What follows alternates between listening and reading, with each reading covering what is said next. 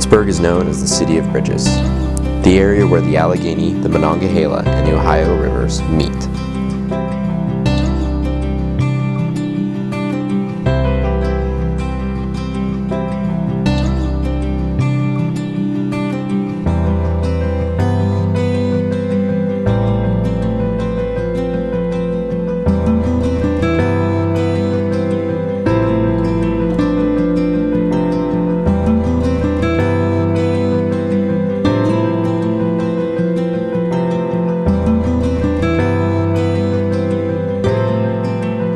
Although the Northside is very beautiful, there are vacant lots and land that continue to degrade neighborhoods. Being uncared for, some of these vacant lots are areas where trash is just strewn about, where weeds grow through the cracks in the sidewalks, and where nature has become overgrown.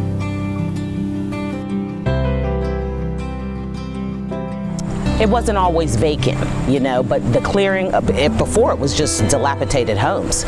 And so the vacant land now that exists is beautiful. It adds to the landscape. It makes for green spaces all along Charles Street when before they were eyesores, these spaces. So I love this neighborhood.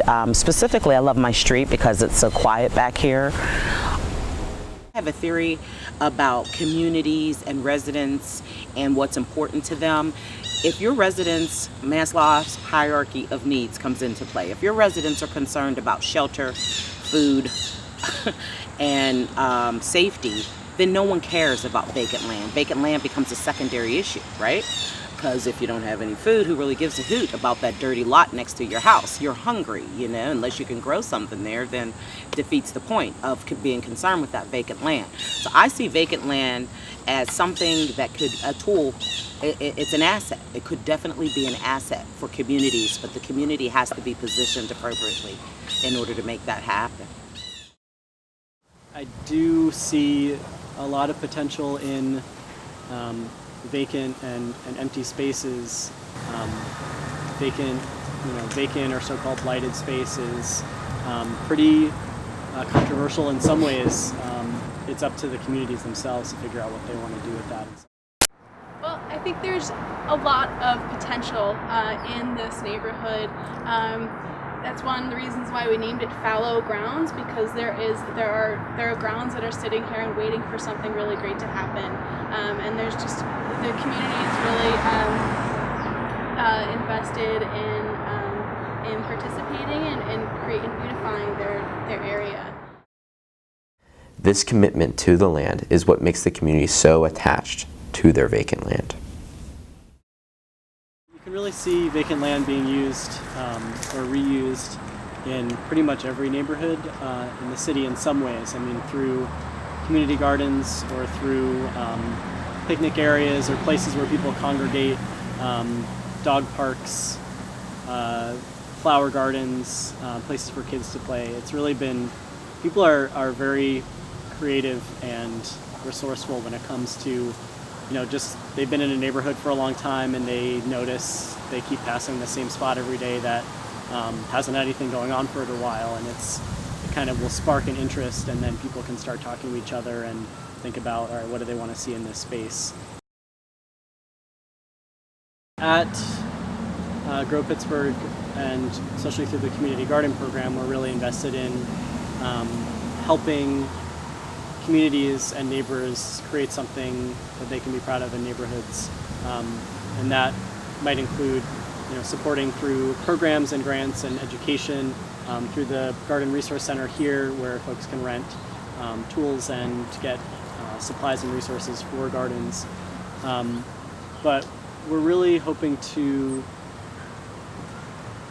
show people that they are already resourceful, they already have assets in their neighborhoods, and sometimes it takes a little bit of community organizing to discover that actually what we have right here is good enough to do something great with. My sister passed away unexpectedly. She had a heart attack. That was my best friend. She was 10 years older than me, and that happened in November of 2014. I was already in the GTEC Reclaim Vacant Lot program. Okay. I was talking about the garden down at Brighton Road and North Charles Street, right down at the end of the street there. because we had been planning down there for 2 years in succession. So I was telling my sister, obviously, before she passed that, oh, I'm in this program, I don't know what vacant lot to use, I'm already planning down at that one. And then when she passed away, it became so apparent to me that this was the lot that I should use, right? The lot next to my house, I was gonna make a place of solitude and a place of peace.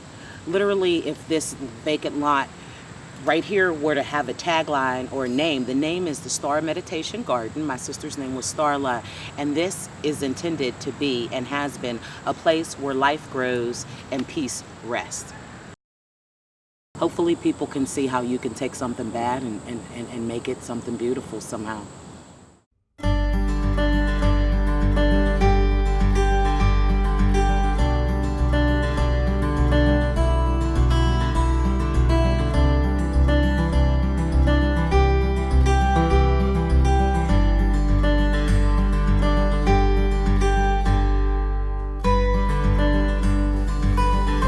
These communities see vacant land as positives, not negatives.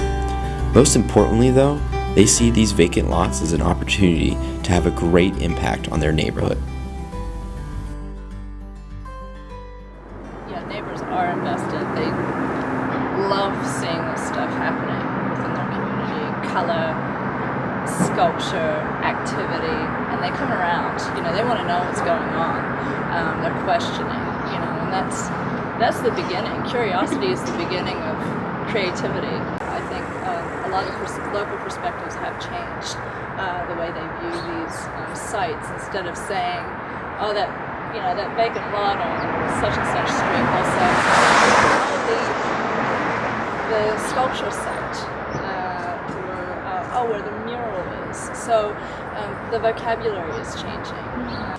For people to create kind of third spaces, from their own sweat and tears, that really shows a commitment to place and staying in that place long term, and celebrating who's there and what this neighborhood is all about.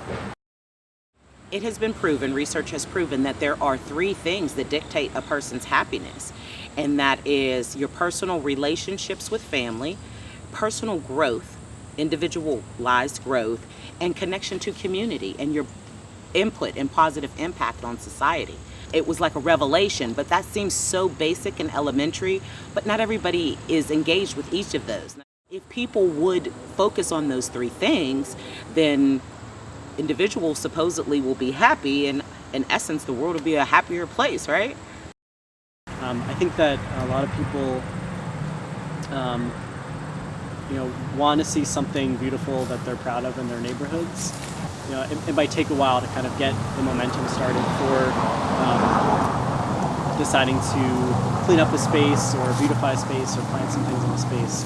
But once they get going, usually you'll find that there's a lot of interest and people really want to get energized and do something. People are supposed to positively impact other people. I can see oh, I can do something good, and it's really not a big deal, and it feels great, of course. Accomplishing a goal is an awesome feeling, and then when it can benefit someone else, it's even better.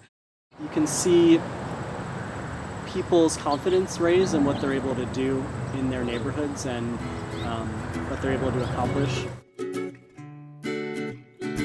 In the Steel City, the city of bridges, the city is so closely associated with infrastructure and the built environment. However, the people are still so attracted to the landscape, the topography, and the vacant land. It is what they care about most, and it can be something that they are proud of. Changing how outsiders view these neighborhoods one lot at a time, by caring for them, investing in them, and passionately transforming the land into incredible expressions of themselves and their communities.